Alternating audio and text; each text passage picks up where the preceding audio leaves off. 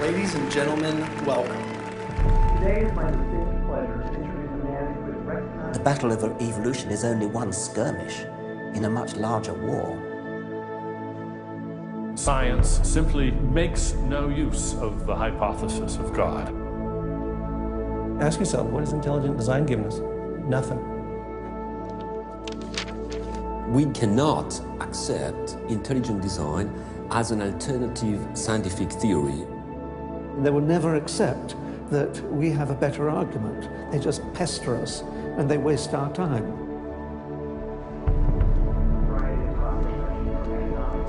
Civil rights, to how to ruin your life in 10 easy steps.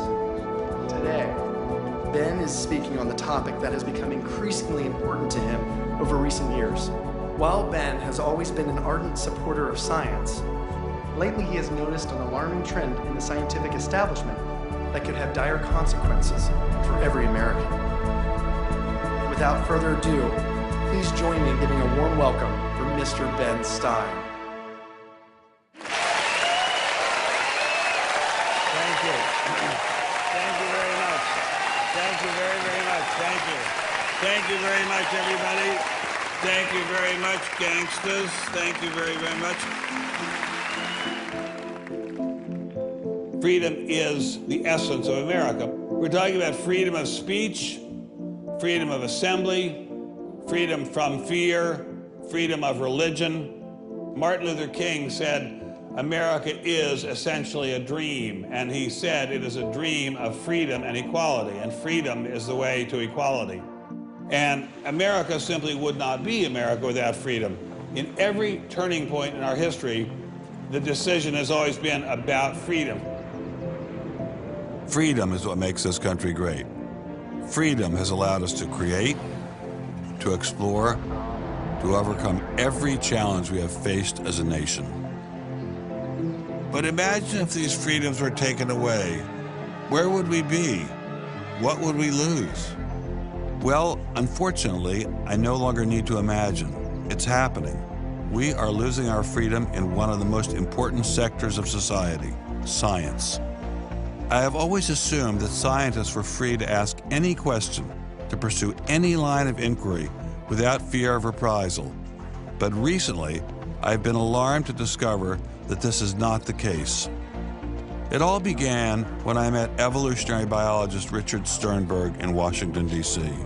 His life was nearly ruined when he strayed from the party line while serving as editor of a scientific journal affiliated with the prestigious Smithsonian Museum of Natural History. Your office was over there? That's correct. This here is the West Wing. Directly ahead of us is the West Wing of the Natural History Museum. So now you're not there anymore because you're a bad boy. No, I'm not. No, I was exiled. You're a bad boy. You question the powers that be. What was Dr. Sternberg's crime?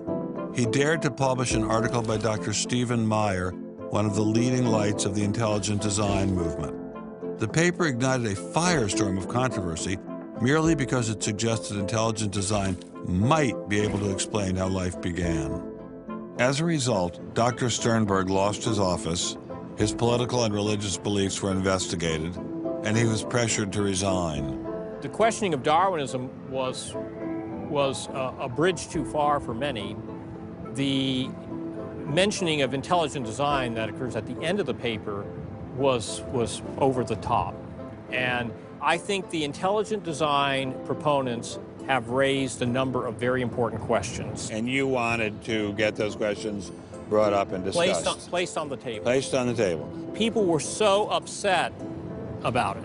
They were so upset that you could see they had a physical, emotional reaction. Wow.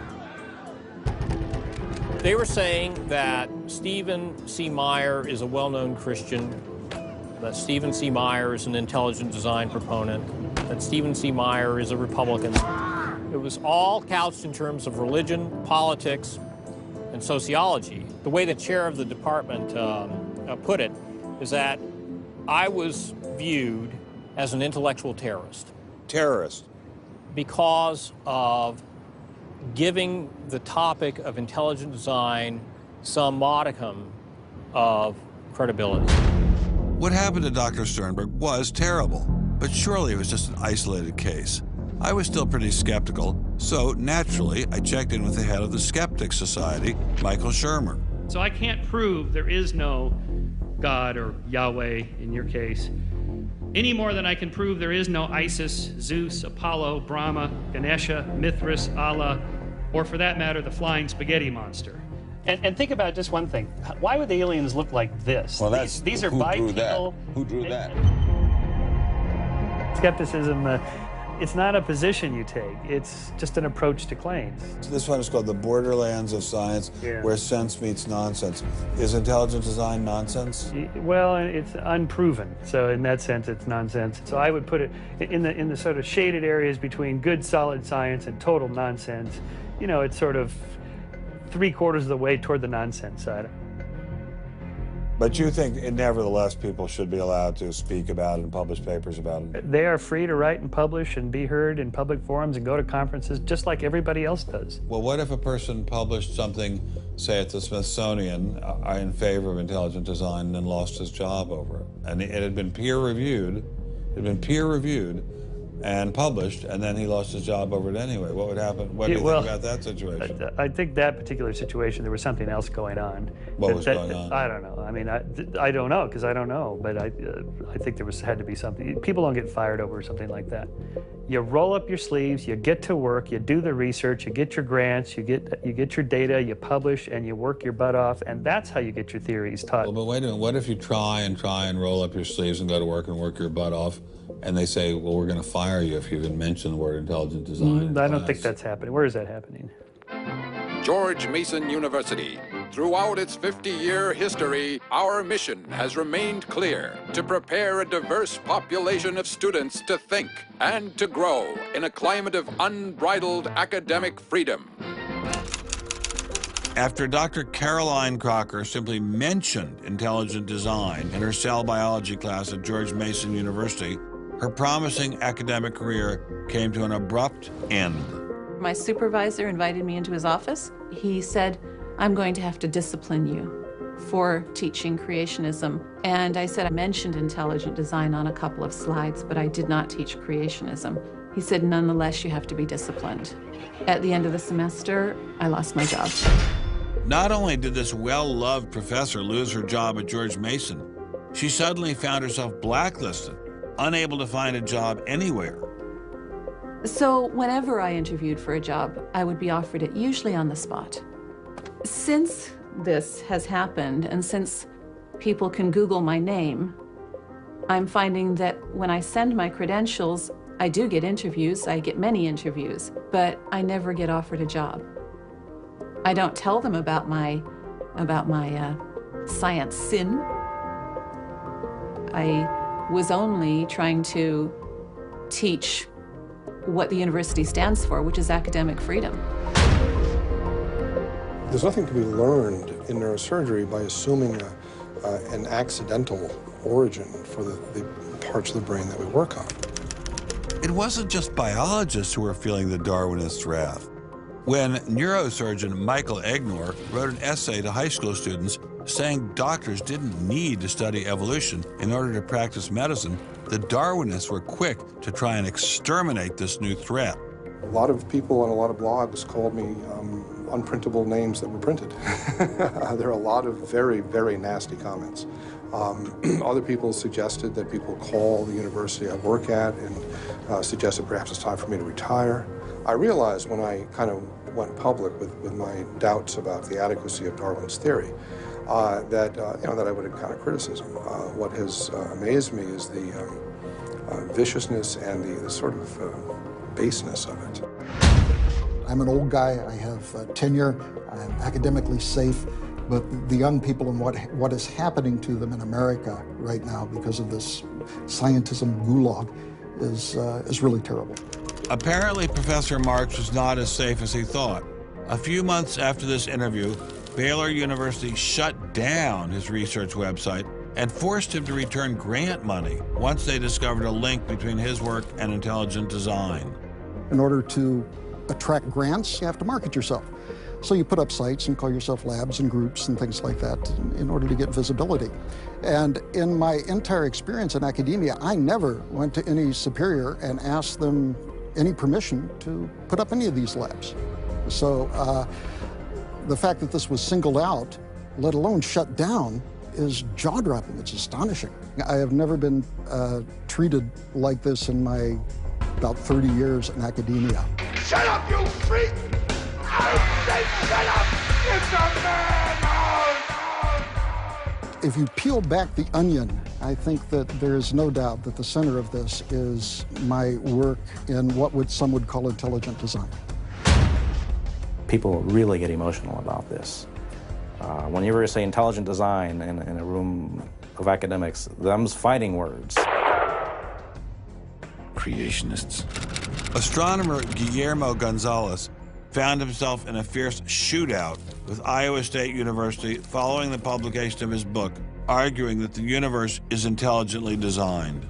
Despite a stellar research record that has led to the discovery of several planets, his application for tenure was denied, putting his career in jeopardy. I worried about my tenure a little bit in 2005 when the petition was being circulated because I viewed that as a strategy of Hector Avalos and his associates to try to poison the atmosphere on campus against me because he knew I wasn't tenured yet and I was very vulnerable. I have little doubt that I would have tenure now if I hadn't done any professional work on intelligent design. Dr. Gonzalez had this advice for scientists who might be thinking about following his example. If they value their careers, they should keep quiet about their intelligent design views. We know there are times and places to be quiet, and other times and places when we can make noise if we want to. Will you show us? Of course. Boys and girls, how would you like to show some of the ways we know of being quiet? It's the kind of thing where you just learn to keep your mouth shut. In addition to those scientists who were willing to appear on camera, we encountered many more who didn't dare show their face for fear of losing their jobs. You use an intelligent design perspective to get the research done, but you're not allowed to talk about it in public. And so there is definitely incentive, if you think about it, for people to remain within the mainstream. You know, what's he up to? What is he thinking? Is he one of them? That kind of thing. If I write intelligent design, they hear creationism. They hear religious right.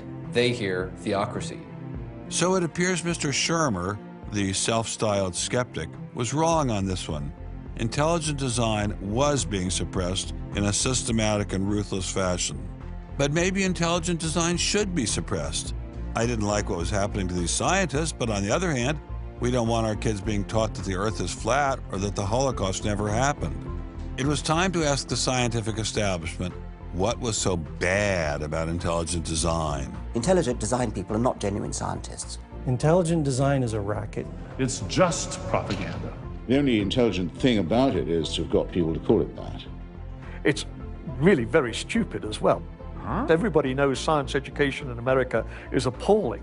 What we don't need at this time is intelligent design in the classrooms. To present intelligent design stunts their educational growth. It stunts their intellectual growth. But what I don't understand is how these animals could have been on Earth millions of years before man, and the Bible says the whole Earth was created in only 6 days. It wasn't just the educational aspects of intelligent design that had scientists concerned. Many suspected the movement masked a much larger agenda. Intelligent design is a set of excuses to squeeze creationism into the classrooms. Get intelligent design in the schools today, and we can have school prayers tomorrow. Any other complaints? Can you imagine anything more boring? The boredom attached to ID is supreme. It is so boring that I can't even bother to think about it much anymore. It's just utterly boring. Love is in the air, everywhere I look around. Love is in the air, every sight and every sound. Love was in the air, all right, but none of it was directed toward intelligent design. There seemed to be a lot to hate about ID, and nearly all of that hatred was focused on one place. The people from the Discovery Institute, the people who are doing the intelligent design, they're all varnish and no product. The Discovery Institute is a propaganda mill. It's an institution designed to suck in money from religious investors and turn it into a sanitized, somewhat secular version of the creation story to get it into the schools. If they have a way of understanding nature that's superior to the one that we all are making lots of discoveries using, great. Bring it on.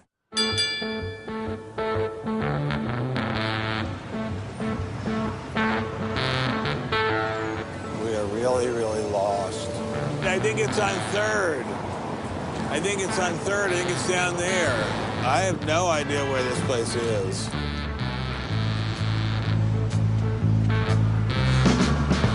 I guess I'll just keep walking.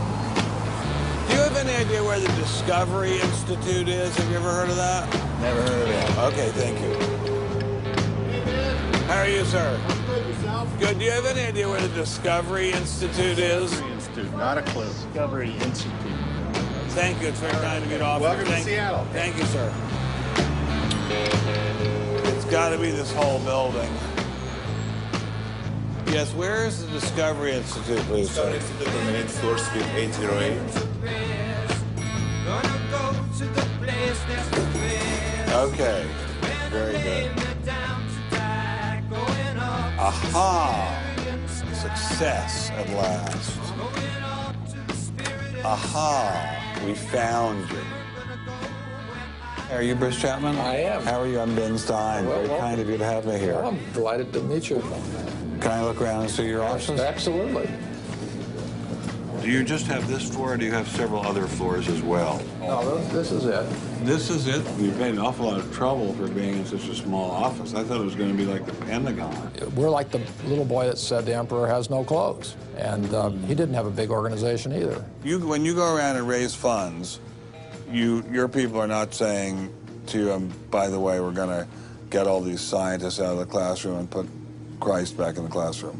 Well, I don't know that Christ has ever been in the science classroom. This is not a religious argument. This is something that people, we have fellows who are Jewish or agnostic or various other things. There are people, there are Muslim scientists. There are people of all kinds of backgrounds who agree that Darwin's theory has failed. And so why would you bring religion into it? You don't need religion. This is a red herring, Ben. People who don't have an argument are reduced to throwing sand in your eyes. Well, if the Discovery Institute could get its wish about this subject, what would your wish be? Well, on this subject, as on others, we'd like people to be able to have a robust dialogue and even a debate where the evidence, the best evidence, in this case, the best scientific evidence is made available to people. Well, surely no one questions there should be a debate. Oh, yes, they do. They do? They say the debate has been settled. Well, that the issue's when settled. was the debate settled? Ben, I'd like you to talk to the scientists. You don't want to get your science from me. Mr. Chapman claimed ID had nothing to do with religion, so why was my first stop Biola University, formerly known as the Bible Institute of Los Angeles? Your own personal Jesus, someone to hear your prayers, someone who cares. Footnote in the history of science, the inference that Stonehenge was caused by intelligence. Personal Jesus, remarkably stable in terms of all the knowledge. Someone to hear your prayers, someone who's there.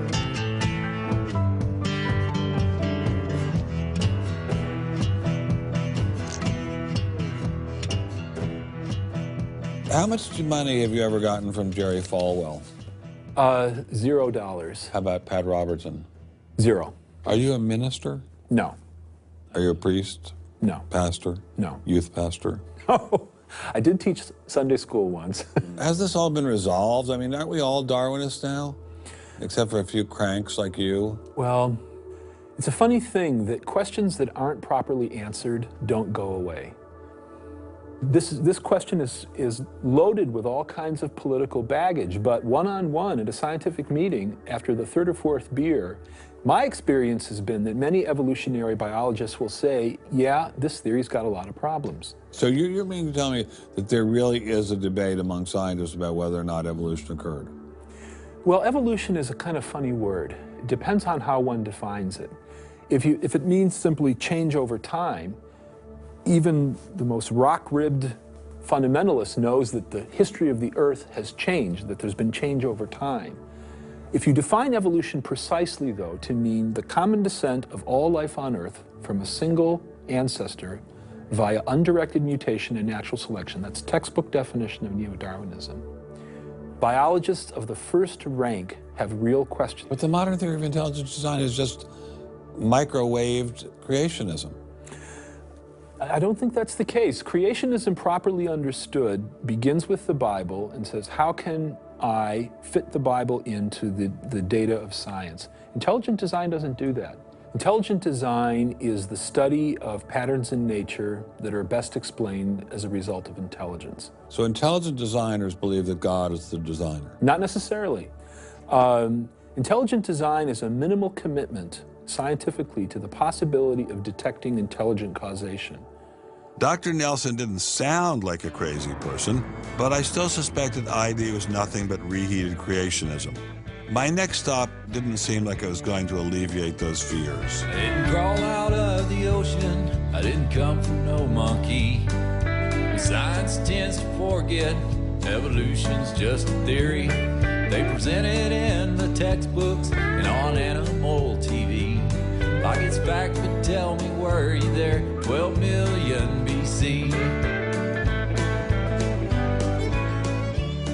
Evolution is from an intelligent design perspective, is perfectly acceptable if the sense is that how did the design get implemented? The issue is there real design there, and are these material mechanisms like natural selection, are these adequate to account for everything we see in biology? And our argument is no, it's not. But Darwin produced all this evidence from his travels and his studies at the Galapagos that evolution explained things. If you look at the history of science, people often have a good idea and then they decide just to run with it. And they say, we're going to apply this everywhere. And so Darwin takes his idea of natural selection and says, I'm going to explain all of life with it. I mean, physics used to be Newtonian physics. Newton was physics. And then we got to look to Einstein, general relativity. It's not, Newton isn't enough. Well, I think likewise what we're finding with Darwin is that he had some valid insights, but it's not the whole picture.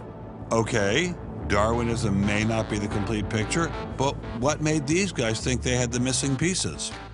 I put this question to Dr. Stephen Meyer, author of the paper that originally got Dr. Sternberg in so much trouble. It's hard to believe that this little town is the headquarters of giant Microsoft, which enabled Mr. Gates to become fantastically rich. Maybe that's what Steve Meyer's doing here. Maybe this is somehow going to make him fantastically rich. We'll pin him down like a butterfly on a butterfly board. Butterfly on a killing board. coffee shop straight ahead. Newton is buried in the geniuses corner at Westminster Abbey, right? That's correct, yeah. Darwin is also buried in Westminster Abbey. Right, and so is Darwin, right near each other, right? And you're here in Redmond in a little building without a sign, right? And you're obviously an incredibly smart guy, but how dare you challenge someone who's buried in the geniuses corner next to Newton at Westminster Abbey? Well, it may seem a little cheeky, but it's what scientists are supposed to do. When I was in Cambridge, one of my supervisors often advised us to beware the sound of one hand clapping, which was a way of saying if there's an argument on one side, there's bound to be an argument on the other. And what I found in studying the structure of the argument in The Origin of Species is that for every evidence-based argument for one of Darwin's two key propositions, there is an evidence-based counter-argument. Well, but is it a debate? I mean, there's just you and a couple of other guys in a dinky little office downtown, say on one side, and there's the faculties of all the great universities of the world on the other side. Speaking with a great uniform and authoritative voice. Right. Yeah. Well, in any case, the debate really isn't going to be settled by numbers. It's going to be settled by the evidence and the arguments. While I was still in Bill Gates country, Dr. Meyer recommended I check in with molecular biologist Jonathan Wells. What kind of names do they call you? Creationist.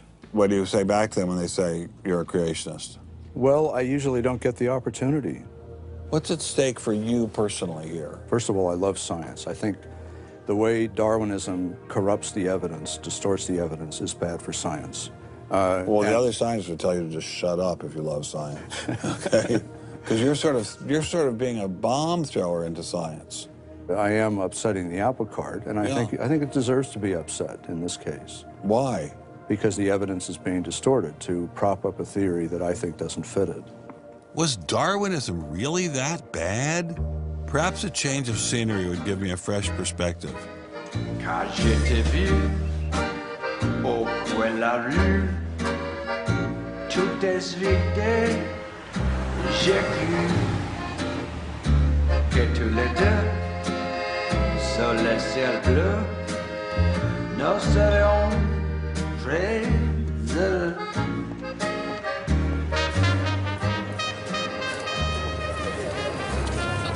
Mr. Berlinski, I assume? Mr. Stein. How are you, sir? So where are you from originally?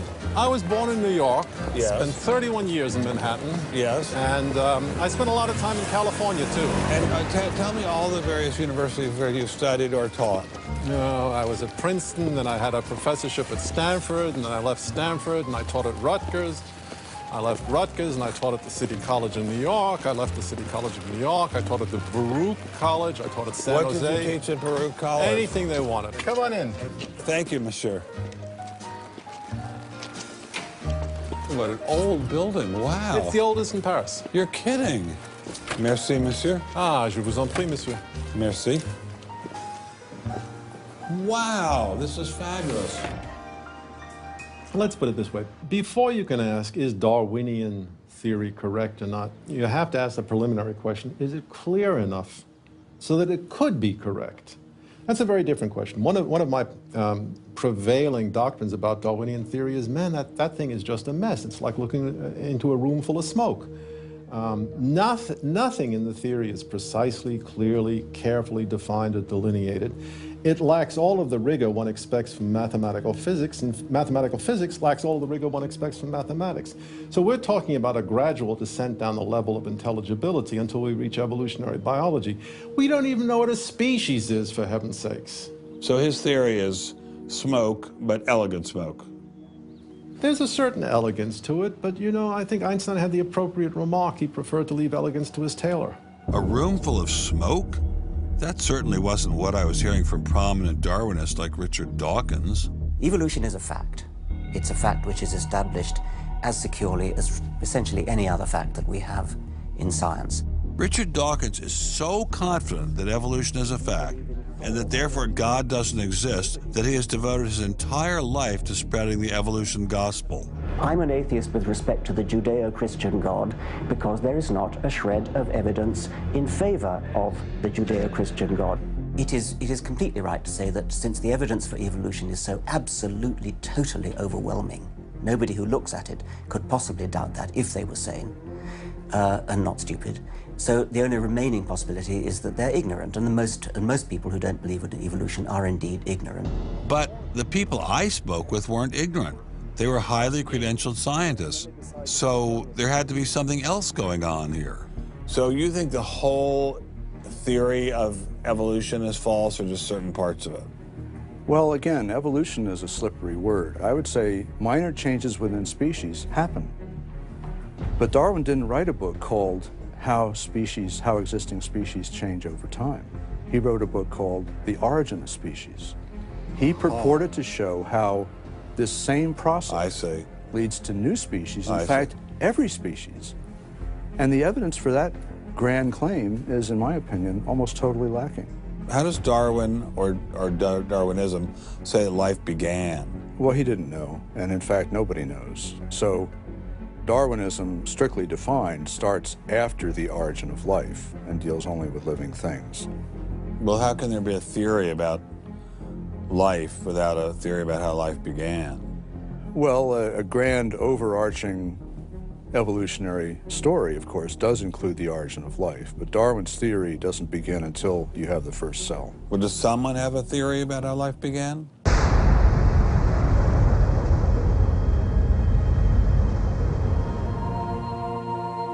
This is the story of a small planet in space called Earth. For a typical Darwinian explanation of how life originated, Dr. Wells directed me toward this documentary. The chemical elements essential for life, hydrogen, oxygen, carbon, and nitrogen, were now in place. What was needed was a way of combining them. Perhaps the energy came from lightning. Whatever it was. Excuse me? Whatever it was, energy managed to arrange these chemical ingredients in just the right way. Whatever it was? I was hoping for something a little more scientific. The most popular idea has been that life emerged spontaneously from primordial soup. In 1953, Stanley Miller mixed water, methane, ammonia, and hydrogen to simulate the early Earth's atmosphere. Then he ran electricity through it in an attempt to jumpstart life. It's alive! It's alive! It didn't work. While the initial results seemed promising, 50 years later, most serious scientists have abandoned this approach in favor of alternate theories. Prominent Darwinist Michael Roos attempted to explain one of them to me. He wasn't kidding. How did we get from an inorganic world to the world of the cell? Well, one popular theory is that it might have started off on the backs of crystals. My crystal ball. Molecules piggybacked on the back of crystals forming, and that this led to more and more complex. But of course, the nice thing about crystals is every now and then you get mistakes, mutations, and that this opens the way for natural selection. But at one point there was not a living thing, and then there was a living thing. How did that happen? Well, that's just I've just told you. And I don't see any reason why you shouldn't go from very simple to more and more complex to more and more complex. I don't either, but I don't know how you get from mud to a living cell. That's my question. Yes, well, I've told you. I think it was on the back of crystals. On the backs of crystals. On the backs of crystals is at least one hypothesis, yes. So that's your theory, and you think that is more likely and less far-fetched than intelligent design? I think it is.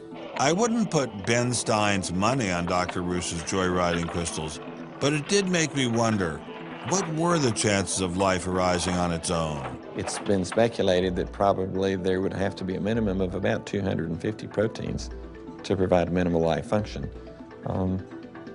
If that's really true, then I think it's almost inconceivable that life could have happened in some simple step-by-step way.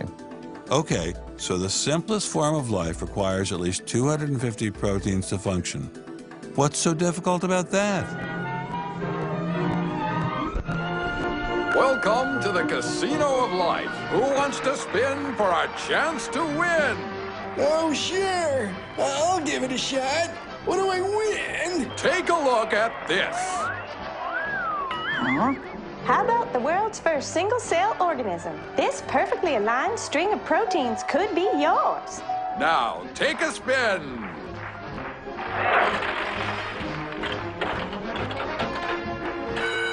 I won! Tina, tell him how many times he needs to do that to win the prize. 250. That's right, folks, and all in the correct order. But that's impossible. We've heard that before, haven't we, Richard? Come on, Mother Nature, do your thing. You stupid machine! I hate you!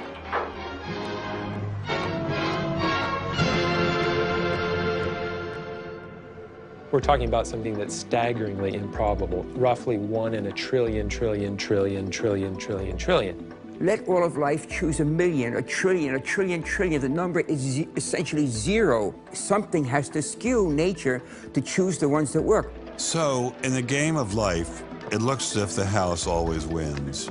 Luckily, some serious scientific minds have figured out a way to beat the odds. Directed panspermia. When faced with the overwhelming problem of the origin of life, Nobel Prize winner Francis Crick proposed this theory, that life was seeded on Earth, which basically means aliens did it. Crystals? Aliens? I thought we were talking about science, not science fiction. We don't know what caused life to arise. Did it arise by a purely undirected process? Or did it arise by some kind of intelligent guidance or design? And the rules of science are being applied to actually foreclose one of the two possible answers to that very fundamental and basic and important question. So the rules of science say we will consider any possibility except one that is guided. Exactly. No matter how life began, on the backs of crystals or in the test tube of some intelligent designer, everyone agrees it started with a single cell. But what is a cell? Let me ask you a question. Yeah. Darwin wrote The Origin of Species in 1859, published it in 1859. He had an idea of the cell as being quite simple, correct? Yeah, everybody did. Okay. If he thought of the cell as being a Buick, what is the cell now in terms of its complexity by comparison? A galaxy. If Darwin thought a cell was, say, a mud hut, what do we now know that a cell is? More complicated than a Saturn V. So what is in a cell as far as we know now? A world that Darwin never could have imagined. I needed someone who could give me a glimpse into this world. So we went to molecular biologist Doug Axe. Think of a cell as being a nanofactory, a factory where, on a very small scale, digital instructions are being used to make the components of the factory. Here we have the famous DNA double helix. You can see the two helical strands that are intertwined and wind around each other on the outside of the molecule. This is the material that stores all of our genetic information.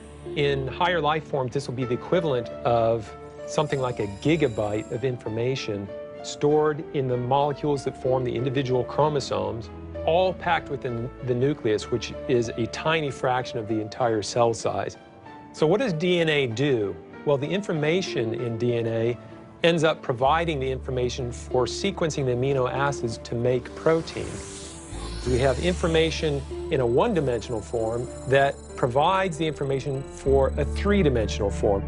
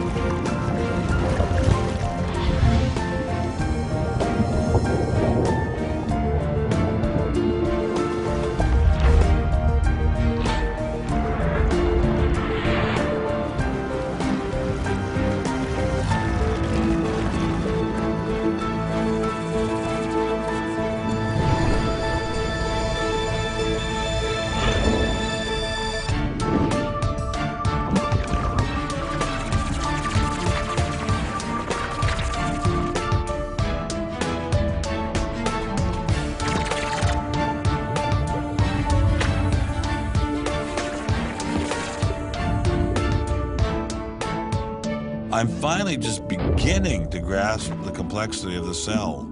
Are there systems within the cell that go well beyond Darwinian evolution? Some type of cellular technology that drives adaptation, replication, quality control, and repair? What if these new mechanisms have massive design implications? Well, I say, so be it. The cell really is like nothing we've ever seen in the physical world. That's got to be firmly grasped. That's not something we can just say, oh, well, it's just a little bit more of the same old, same old. It's not the same old, same old. We are finding is that there's information that's in the cell that cannot be accounted for in terms of these undirected material causes. So there's, it has to be. And so there's some other, so it has to be an information source. So one of the key questions faced by modern biology is, where do you get information from? Well, Darwin assumed that the increase in information comes from natural selection. But natural selection reduces genetic information, and we know this from all the genetic population studies that we have. And where does the new genetic information going to come from? Well, that's the big question. So when we find information in the DNA molecule, the most likely explanation is that it too had an intelligent source. I mean, we need engineering principles to understand these systems, okay? I mean, it's only because of our advancements in nanotechnology that we can even begin to appreciate these systems. But using intelligent design didn't seem to stop the scientists I spoke with, so why all the controversy? Suppose we find, simply as a matter of fact, that our scientific inquiries point in one direction. Which is that there is an intelligent creator. Why should we eliminate that from discussion? Streng verboten? How come? Why? Streng verboten. Very good. What does streng verboten mean? Strongly forbidden. Strongly forbidden. You've got two possible hypotheses. You've got a wall through the middle of through your brain, in effect, through your thinking. You say, well, you can't consider anything on this side of the wall. Only hypotheses on this side of the wall are permissible for consideration. What about academic freedom? I mean, can't we just talk about this? Their reply is that science is not a democratic process. Oh, really? And that there is a consensus view. But wait a minute, we are to subscribe to the wait a second, but view. Darwin challenged the consensus view, and that's how we got Darwinism. If Darwin wanted to challenge the consensus today, how would he do it? Science isn't a hobby for rich aristocrats anymore. It's a multi-billion-dollar industry. And if you want a piece of the pie, you've got to be a good comrade. Scientific ideas. How we get them to you, the people. Every idea must be inspected to ensure that it is safe. All theories must pass through a series of checkpoints. First, the Academy. Getting a controversial theory through the Academy can be dangerous. Few people know this better than Congressman Mark Souder. He uncovered a targeted campaign led by individuals within the Smithsonian and the National Center for Science Education to destroy Dr. Sternberg's credibility. If you want peer reviews, if you want to be published, if you want to go to respected institutions, the core view does not tolerate dissent. There's kind of a, this is the way it is, and anybody who's a dissenter should be squashed. Are you going to be on my side if I let you up? Sure, Chick, sure. I'm on your side. Just let me up. I'll do anything you say. Souder isn't the only one who has witnessed the Academy's tactics. Journalist Larry Witham has seen similar behavior during his 25 years of covering the evolution controversy. Once you're thick in science, you can't question the paradigm. But if you want to get grants, if you want to be elected to high positions, if you want to get awards as a promoter of public education of science, you can't question the paradigm. People cannot be trusted to form their own opinions. This business about open-mindedness is nonsense.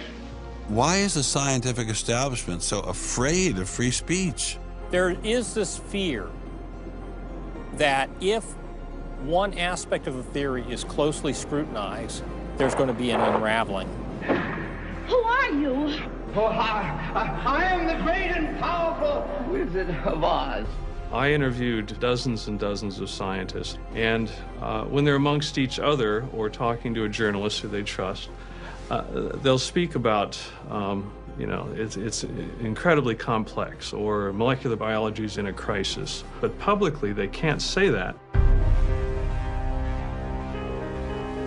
Keeping a keen eye on the Academy, our various watchdog organizations. Listen to Eugenie Scott of the National Center for Science Education. The NCSE has been at the heart of virtually every evolution controversy over the past 25 years, vigorously defending the Darwinian gospel. We have had a lot of business, unfortunately, at NCSE in the last few years, because virtually every state in which science education standards has come up for consideration has had a big fight about the coverage of evolution in them.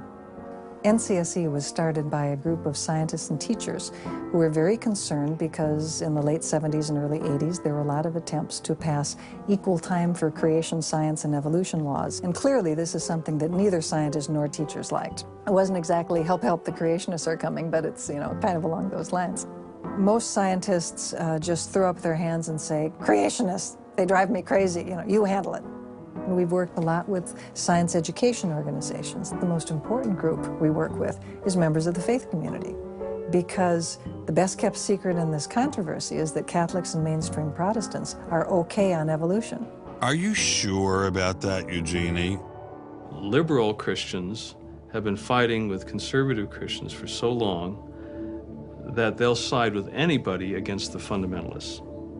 And Eugenie Scott says, well, welcome over. There's a kind of science defense lobby, or an evolution defense lobby in particular. They are mostly atheists, but they are desperately wanting to be friendly to mainstream, sensible religious people. And the way you do that is to tell them that there's no incompatibility between science and religion. But is there really an incompatibility? Can't we believe in God and Darwin? Implicit in most evolutionary theory is that either there's no God or God can't have any role in it. So naturally, as many evolutionists will say, it's the strongest engine for atheism. If they called me as a witness, and a lawyer said, Dr. Dawkins, has your belief in evolution, has your study of evolution turned you towards atheism? I would have to say yes. And that's the worst possible thing I could say for winning that court case. So people like me are bad news for the science lobby, the evolution lobby. By the way, I'm being a hell of a lot more frank and honest in this interview than many people in this field would be. Working hard to keep ideas in check are our friends in the media. Morning, paper. Paper, mister?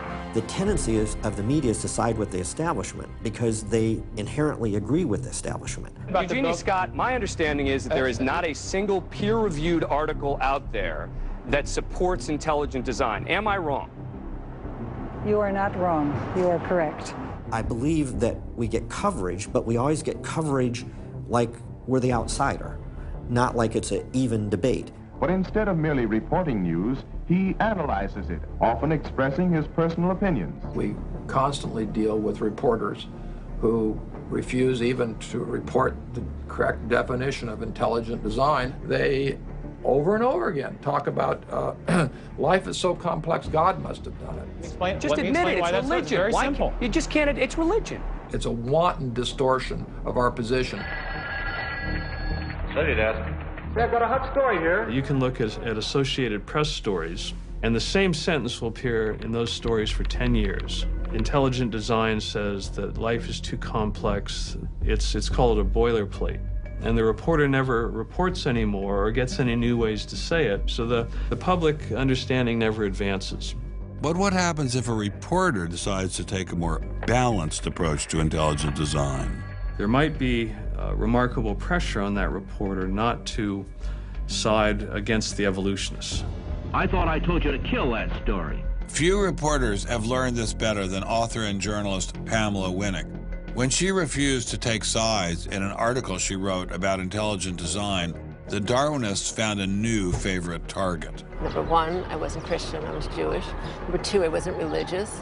Number three, I was not taking a position in favor of creationism. I was writing about intelligent design. And It didn't matter. After I wrote that one piece, everything I wrote on the subject was scrutinized. There were hate letters coming into the newspaper. If you give any credence to it whatsoever, which means just writing about it, you are just finished as a journalist. Other journalists we spoke with told similar stories, but didn't dare appear on camera. And now, the presses are ready to roll. When all other checkpoints fail, there is always the courts.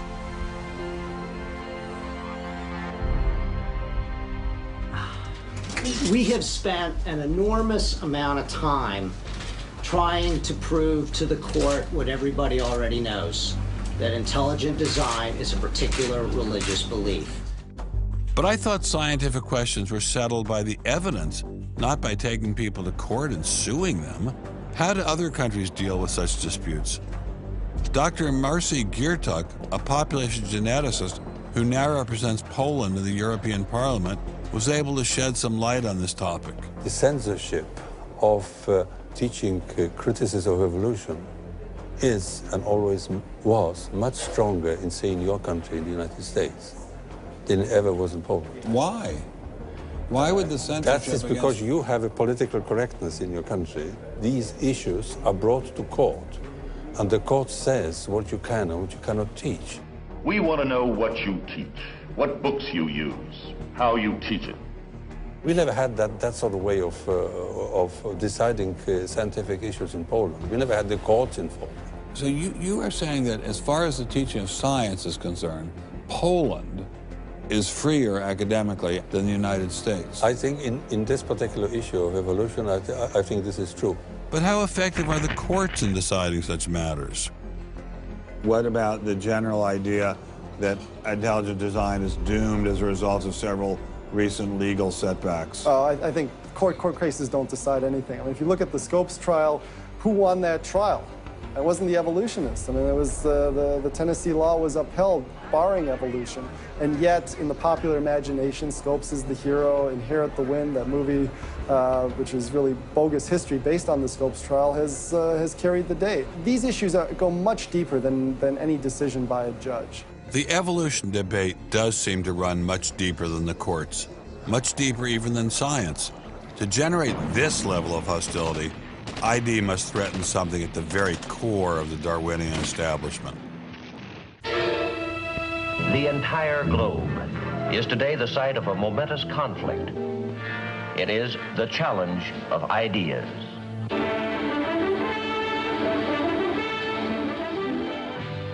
I am Edward R. Murrow. For a little while, I would like to review with you the great conflict of our times, one which demands and must get the attention and the involvement of each one of us. This conflict over the principles of evolution has become a religious war. It really is no longer about scientific investigation. It is total competition with an antagonist who is putting into it everything within his capability. The situation has reached a point where many of evolution's top apologists have switched from defending Darwinism to attacking religion in what they see as a bid to stamp out intelligent design at the source. Richard Dawkins is the best example of this. His recent book, The God Delusion, has sold over 1 million copies worldwide. The God Delusion is my long-expected, long-worked-on full frontal attack on religion. To me, science is about trying to explain existence, and religion is about trying to explain existence. It's just that religion gets the wrong answer. But is Dawkins correct? Are science and religion really at war? For an appraisal of this continuing and protracted conflict, we can go to a reporter who has watched the growing conflict with the perception of a trained military observer. Oxford professor Alistair McGrath, author of The Dawkins Delusion, seemed like the ideal person to answer my question. Richard Dawkins has a charming and very, I think, interesting view of the relationship between science and religion. They're at war with each other, and in the end, one's got to win, and it's going to be science. It's a very naive view. It's based on a complete historical misrepresentation of the way science and religion have interacted. Dawkins seems to think that a scientific description is an anti-religious argument. Describing how something happens scientifically somehow explains it away. It doesn't. But the questions of purpose, intentionality, the question why, still remain there on the table. And I think it was just a catastrophic mistake to have someone like Dawkins address himself to profound issues of theology, the existence of God, the nature of life. He hasn't committed himself to disciplined study in any relevant area of inquiry. He's a crummy philosopher. He doesn't have the rudimentary skills to meticulously assess his own arguments. Genius guy, though. Very smart guy. A little bit of a reptile, but a very smart guy. The opposing point of view in this conflict rests on a fundamentally different vision of man. If you have two distinguished scientists, and in fact you can range many more on each side, as you know, saying exactly opposite things, that's telling me that the conflict is not between science and belief in God. Otherwise, you'd expect all scientists to be atheists. But it's a worldview conflict. It's between scientists who have different worldviews. You've got two competing explanations of the evidence. One says design, one says undirected processes. Both of them have larger philosophical or religious or anti-religious implications.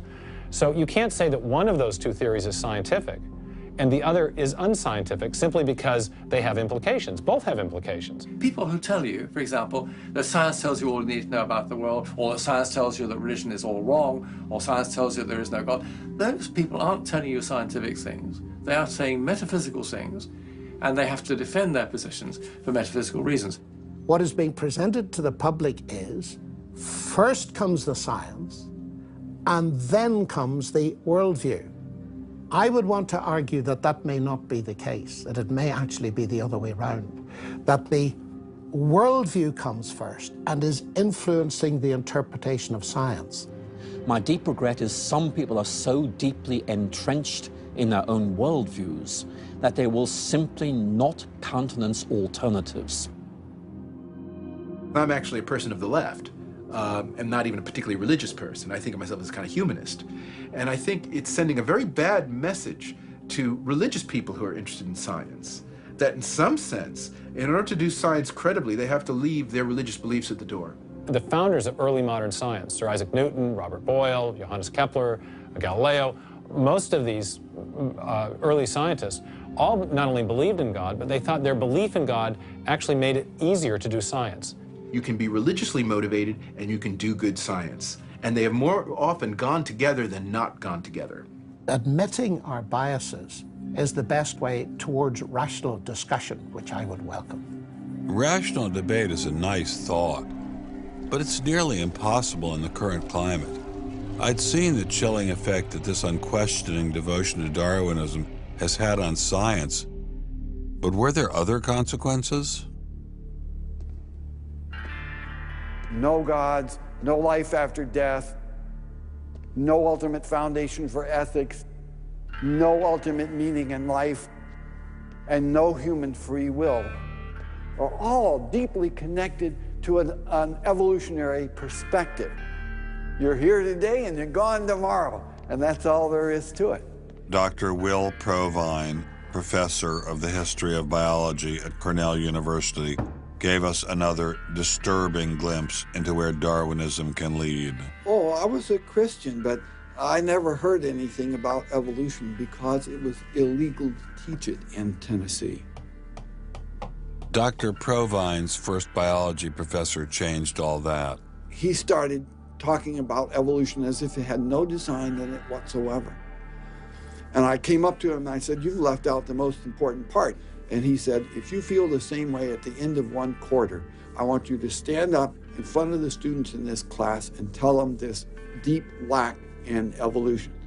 And I read that book so carefully, and I could find no sign of there being any design whatsoever in evolution.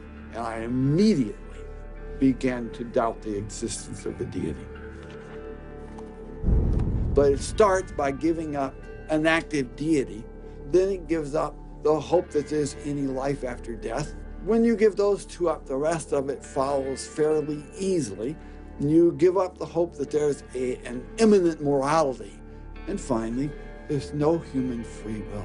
If you believe in evolution, you can't hope for there being any free will.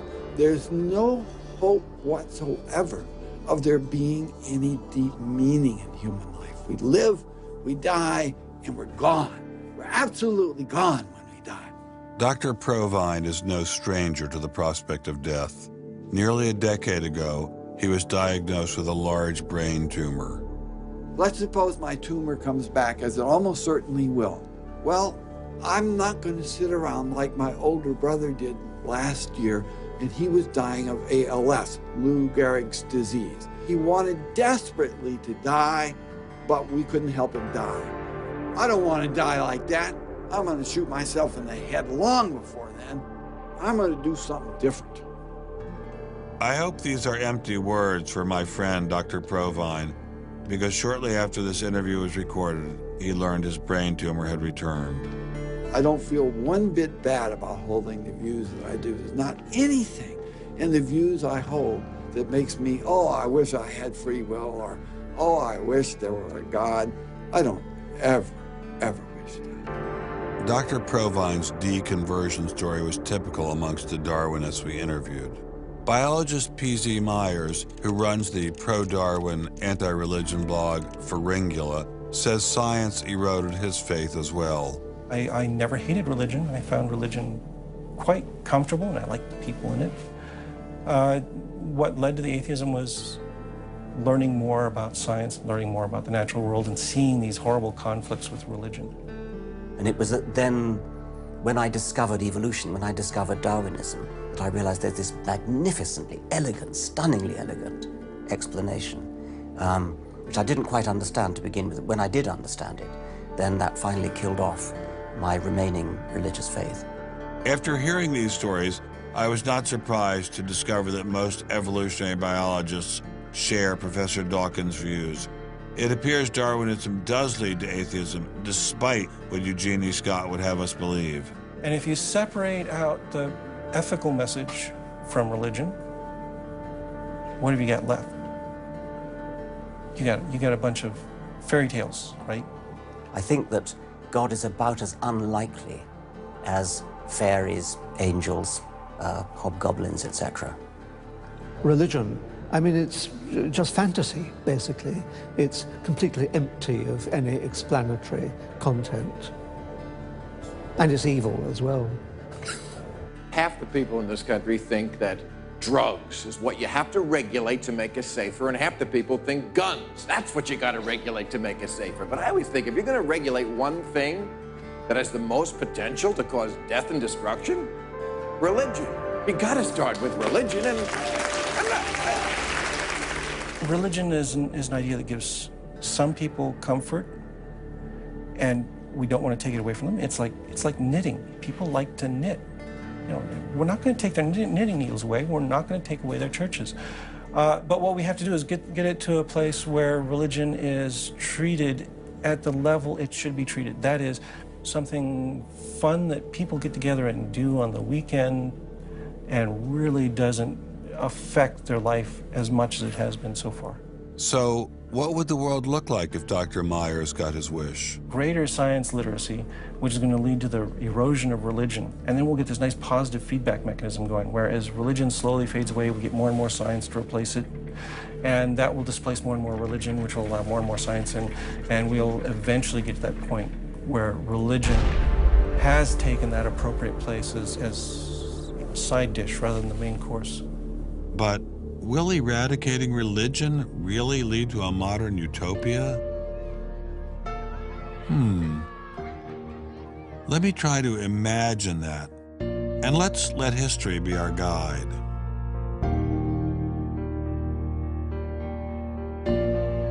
In part, I think Matthew Arnold put his hands on it when he spoke about the withdrawal of faith.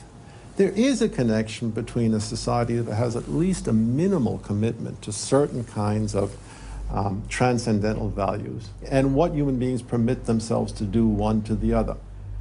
That got me thinking, what other societies have used Darwinism to trump all other authorities, including religion? As a Jew, my mind leapt to one regime in particular. The connection between Hitler and Darwin is, of course, historically a difficult connection because they were separated by a good many years. One was English, one was German. Nonetheless, if you open Mein Kampf and read it, especially if you can read it in German, the correspondence between Darwinian ideas and Nazi ideas just leaps from the page. Of course, you have to add every historical caution. Not everyone who read Darwin became a Nazi. Obviously not. No one is making that case. Darwinism is not a sufficient condition for a phenomenon like Nazism, but I think it's certainly a necessary one. This was a connection I had to explore personally.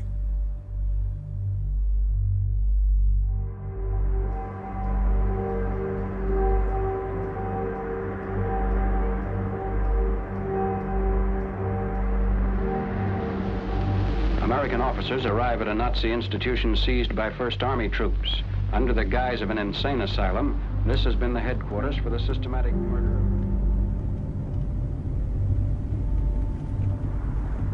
So what is this place?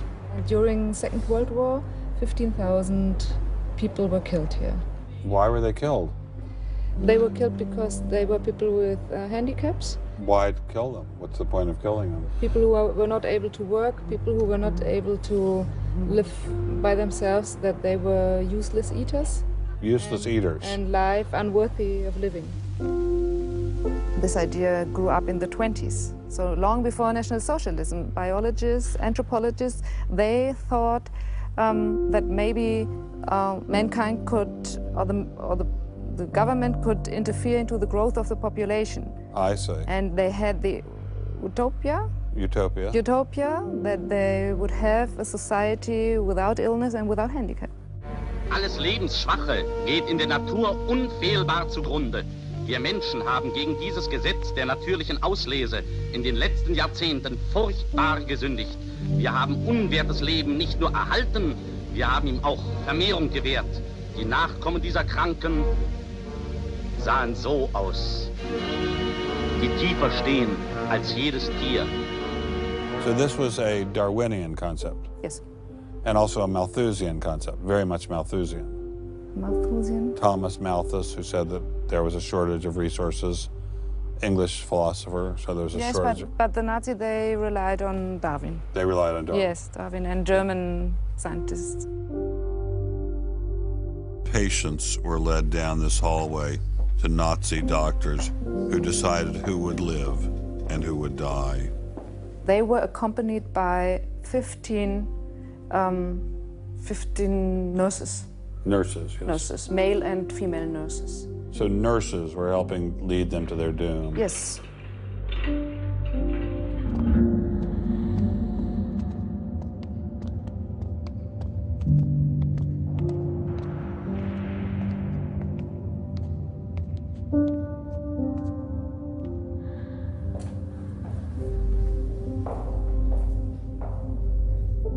So were the prisoners told they were taking a shower? Yes, they were taking a shower, and here was 1 or 2 showers.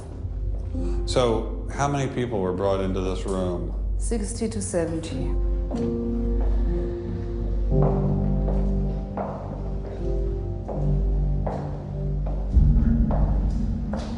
So what is this? This is the dissection table. Do you ever think to yourself, the sane ones were the ones lying here having their brains removed? The insane one was Dr. Gorgas and all the other people did?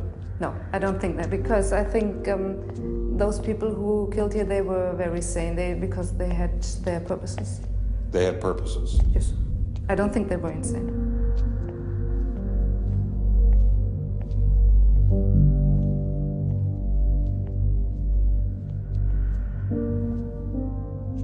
They had 2 crematory ovens. I see. And they killed about 70 people. A day? So a day, so they had... That's barely enough time. And they only killed from Monday to Friday.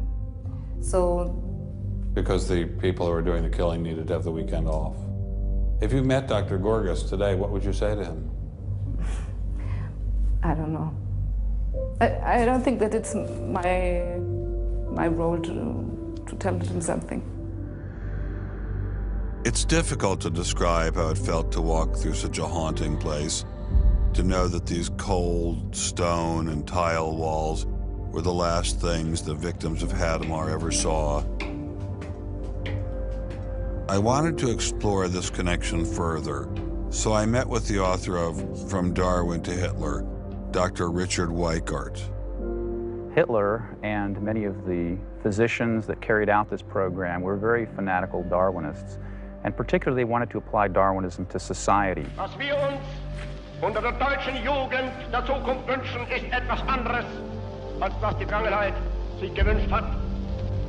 Wir müssen einen neuen Menschen,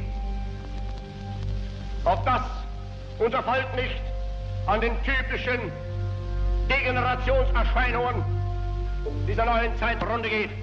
Many of these people in the 19-teens, 1920s, who were putting forward some of these ideas about racism were considered the leading scientists. These were Darwinists who were taken seriously by fellow academics. It's not to say that all academics believed it. These leading academics, were there any of them who were Americans? There were plenty of Americans who were saying similar kinds of things. Not only were Americans saying such things, they were pioneers in this fledgling science known as eugenics. They thought they could help evolution along by sterilizing the so-called feeble-minded and prohibiting them from getting married. Physicians who are aware of the history of 20th century American medicine harbor some bad feelings towards Darwinists because of eugenics. And eugenics, which was an attempt to breed human beings, it was the darkest chapter of American medicine ever. There were 50,000 people involuntarily sterilized because they were deemed unfit to breed, basically. Eugenics isn't just history. The spirit of the movement lives on today.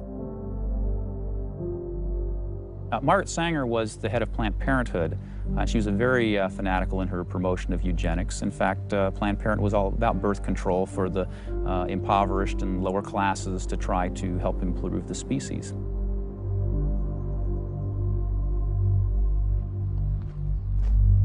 From Hadamar, I traveled with Dr. Weikart to Dachau, where the Nazis applied the ideas of eugenics on a massive mechanistic scale. When it was a fully functioning concentration camp, and what was the purpose of it? I mean, part of it was to repress political enemies. What was the rest of the purpose? Well, beyond the repression of the political enemies, which was its purpose at the very beginning, then later on it transformed into repressing racial enemies. And sometimes those categories overlapped because sometimes they thought that these people were political enemies because they were inferior biologically. The war itself was part of the Darwinian struggle for existence for Hitler. And he saw the extermination of the Jews as one of those fronts to this warfare going on as this Darwinian struggle for existence. Would you say that Hitler was insane? No, I wouldn't say he was insane. I think he had imbibed some very, very wrong ideas. And in fact, I think he took the logic of them in certain ways that brought him to take very radical solutions for them. Would you say he was evil? Oh, I'd definitely say he was evil. Is there such a thing as evil? Oh, I think there is. And is there such a thing as good? Oh, definitely. And evil can sometimes be rationalized as science. Oh, sure. And evil can sometimes be when it's rationalized as science, and I think when it's rationalized in this particular way, I think Hitler thought he was doing good. He thought he was doing good? Oh, I think so. He thought he was benefiting. He thought he was benefiting humanity by driving evolution forward and creating a better humanity.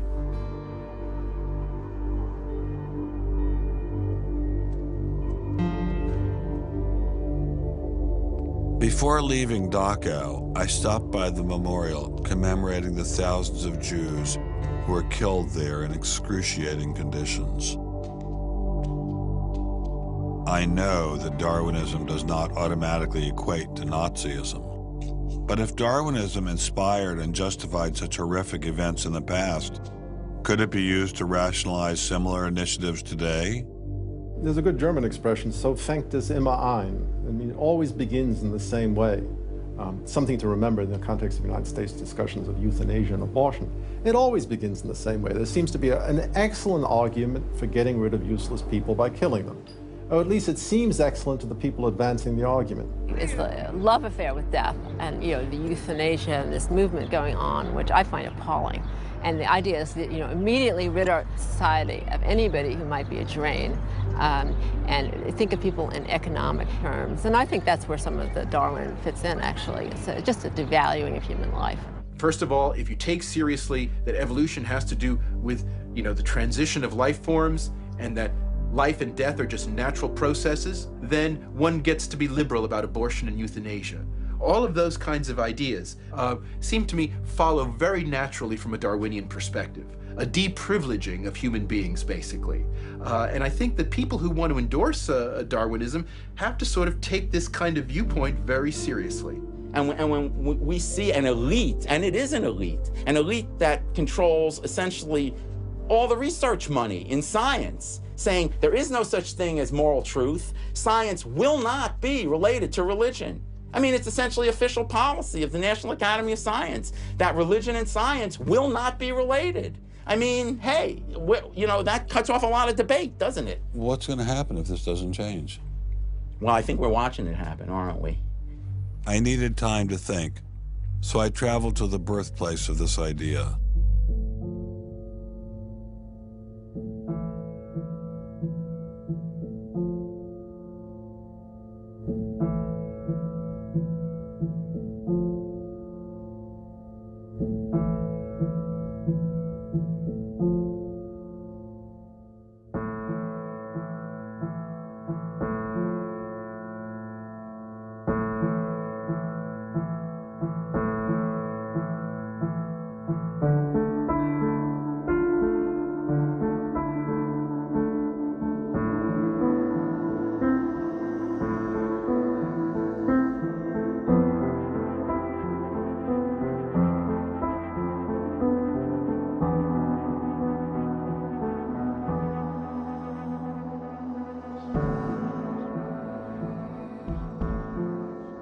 With savages, the weak in body or mind are soon eliminated.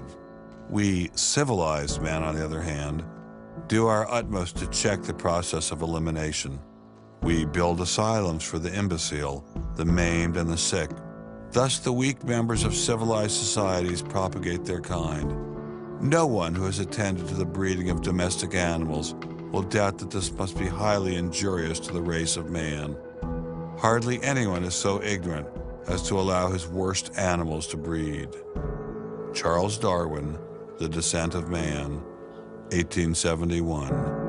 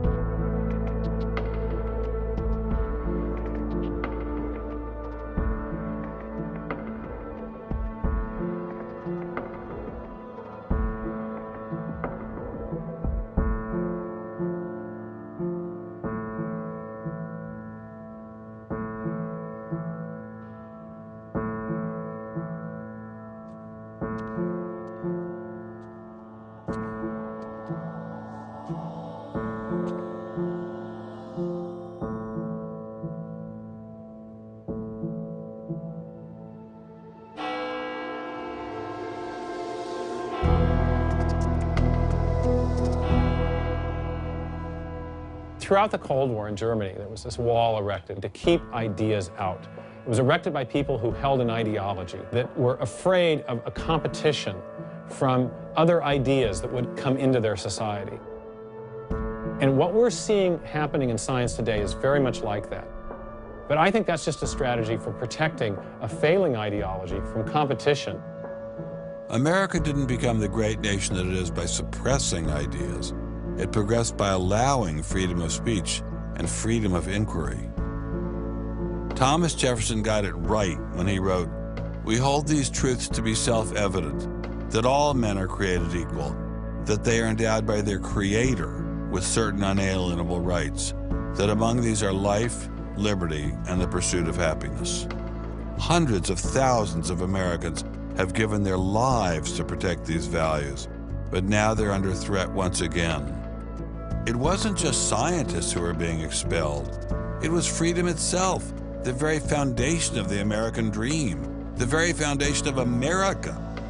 If we allowed freedom to be expelled in science, where would it end? The Darwinian establishment is so massive and so entrenched, it appears impenetrable. I couldn't bring it down myself, but I could at least confront those who had expelled the scientists I'd met. What would you say if you had Eugenie Scott sitting next to you? What would you say to her? I would ask her, by what authority does she and those like her presume to declare what is and is not science? You know, he's sort of made himself martyr of the day. They've gotten a lot of mileage out of, poor Rick Sternberg. And we got lip service from the leadership of the Smithsonian, but I didn't feel they ever followed through. We went into the Smithsonian looking for answers, but we ran into the same stone wall as Congressman Souter. We're not authorized to do this, so it's a stop.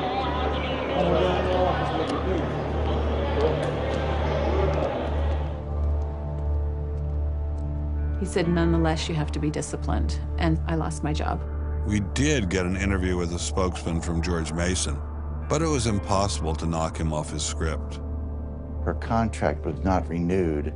It was simply not renewing her contract, which she's satisfied. Her contract was not renewed, had nothing to do with the controversy of that topic of intelligent design. I have never been treated like this in my about 30 years in academia. We received a similar reception at Baylor University. They refused to admit that what had happened to Dr. Marks had anything to do with ID. Certainly the conversations I've had, this has not, the intelligent design situation has not been the thrust of the conversation. It's a procedural issue, and that's the way we dealt with it. Funny, that's not how Dean Kelly put things in his original email to Dr. Marks.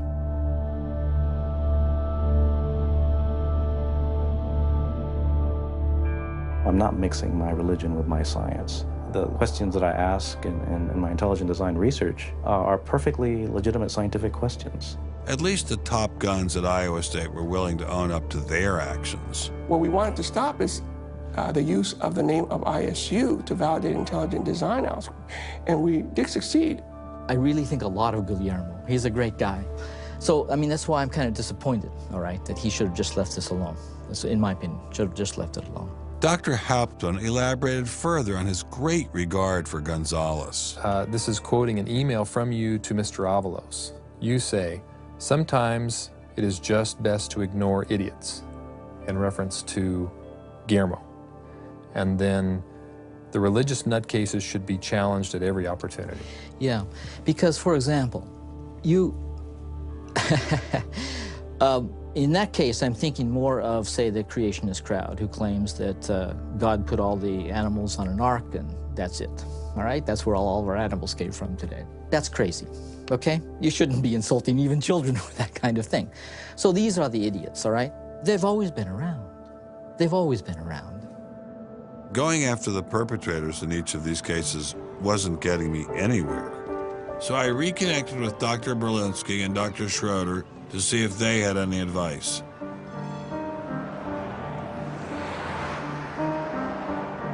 There's a boundary to what science will accept right now.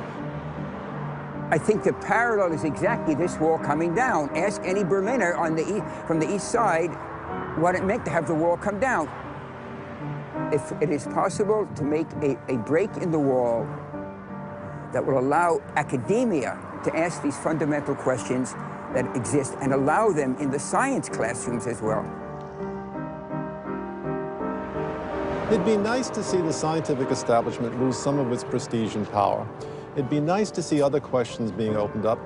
Above all, it'd be nice to have a real spirit of self-criticism penetrating the sciences. What can I do to bring down the wall? Is there anything I can do? Make it apparent to the world that a wall exists. There are vast numbers of persons who talk about academic freedom. And there is academic freedom as long as you're on the correct side of the wall. But if you're on the wrong side of the wall, as we mentioned a few moments ago, you lose tenure, and that's a given. I took Dr. Schroeder's words to heart. Obviously, I couldn't take down the wall myself, but I could confront one of its modern architects.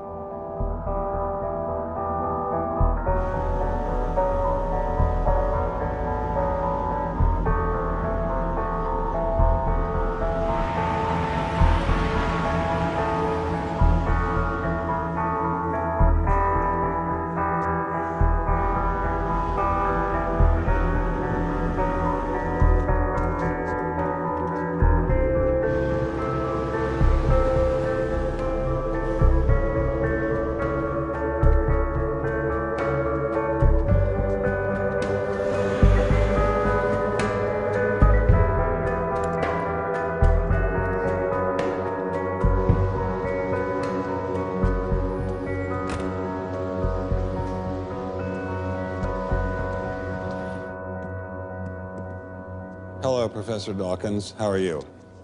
I'm Ben Stein. I'm so sorry to keep you waiting. How are you? Fine, thank you. You have written that God is a psychotic delinquent invented by mad, deluded people. No, I didn't say quite that. I said something rather better than that. Oh, well, please tell us what you said. Please tell us what you said. Well, I would have to read it from the book. No, please. The God of the Old Testament is arguably the most unpleasant character in all fiction. Jealous and proud of it, a petty, unjust, unforgiving control freak, a vindictive, bloodthirsty ethnic cleanser, a misogynistic, homophobic, racist, infanticidal, genocidal, filicidal, pestilential, megalomaniacal, sadomasochistic, capriciously malevolent bully. So that's what you think of God? Yeah. How about if people believed in a God of infinite lovingness and kindness and forgiveness and generosity, sort of like the modern day God?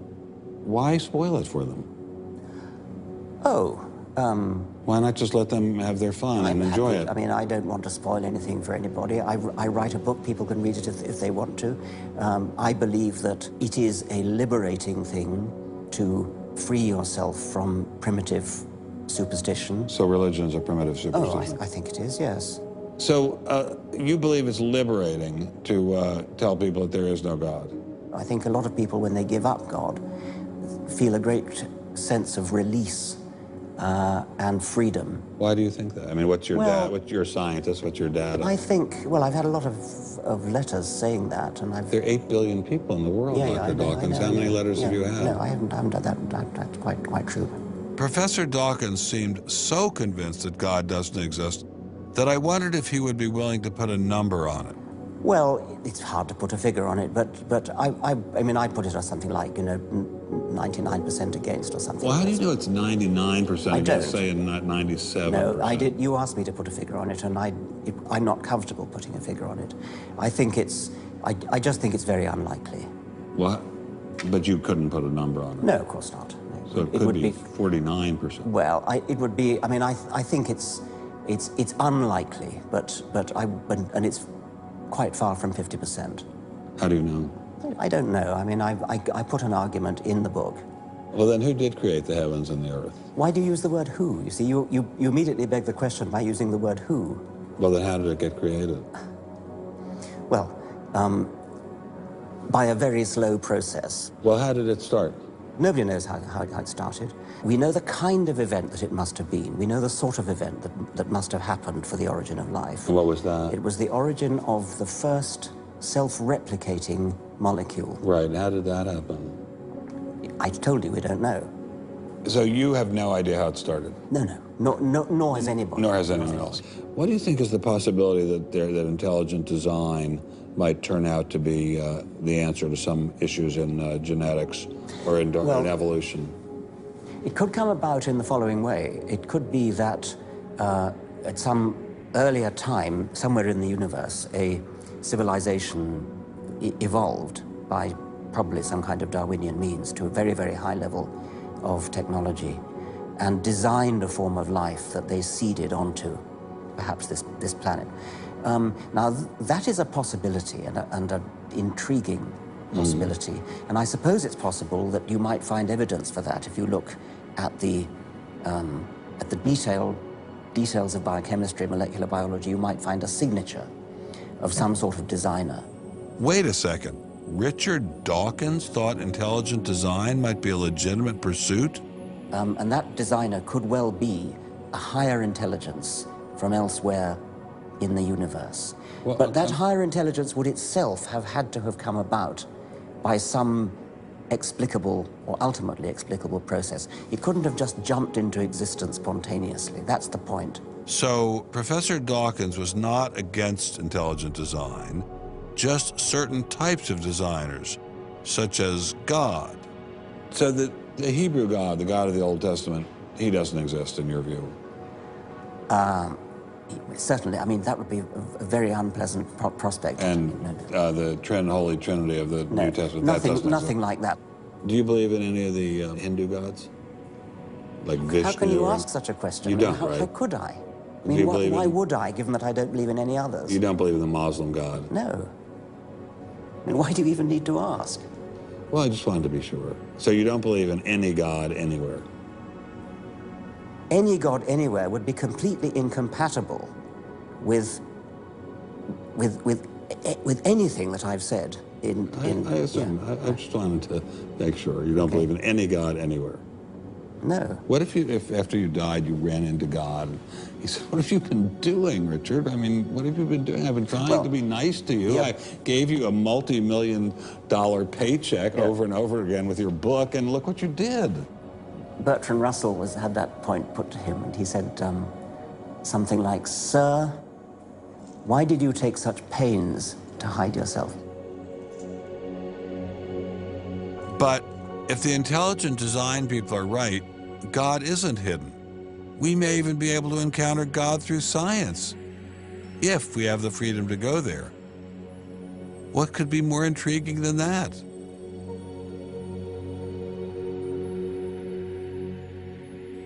We take freedom for granted here in the United States.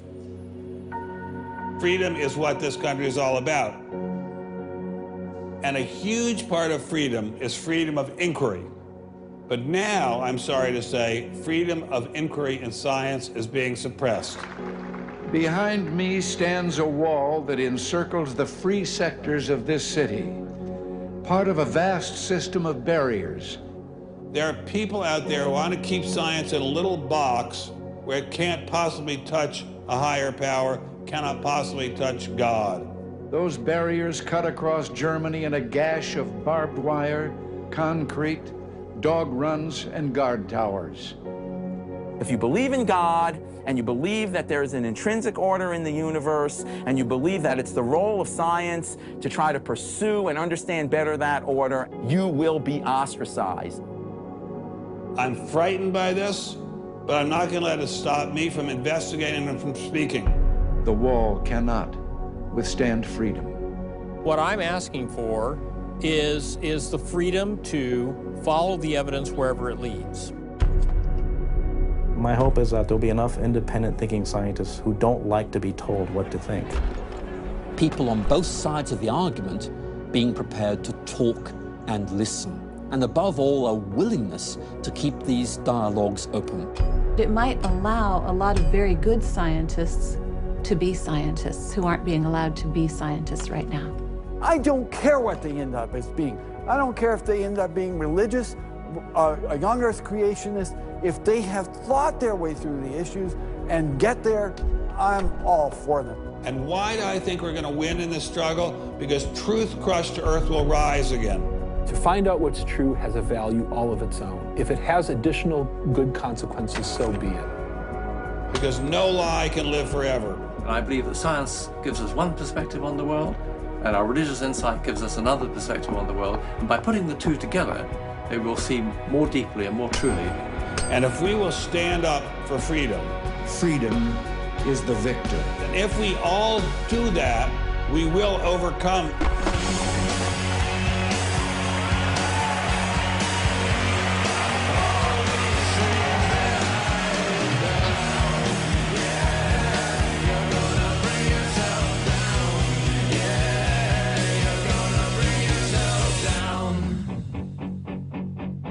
I've taken a first step by speaking out on this issue. But if the wall is to come down, we all have to do our part. Some of you will pay a heavy price for speaking out. You may even lose your job. I guarantee you'll get hate email. But if you don't get involved, will anyone be left to carry on this struggle? Anyone? Anyone?